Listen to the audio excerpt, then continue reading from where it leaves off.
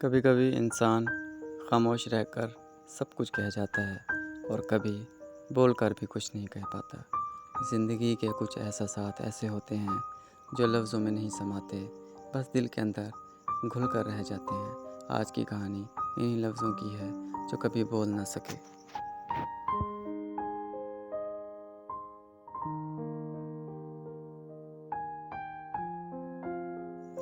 एक लड़का था शहजाद।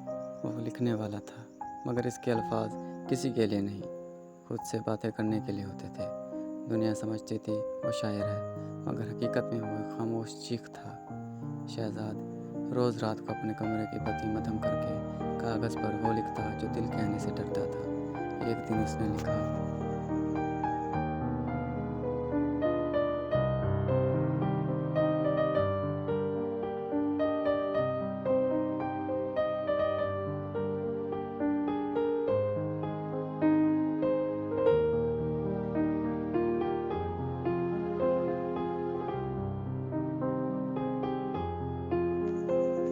मैंने चाहा कि सच बोल दूं, मगर सच हमेशा खामोश रहने वालों का दुश्मन बन जाता है। ज़िंदगी ऐसे हर दिन किसी नए फ़लसफ़े का सबक देती थी।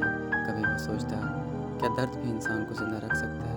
फिर खुद ही जवाब देता, हाँ, क्योंकि खुशी तो लम्हाती होती है, मगर दर्द हमेशा साथ रहता है।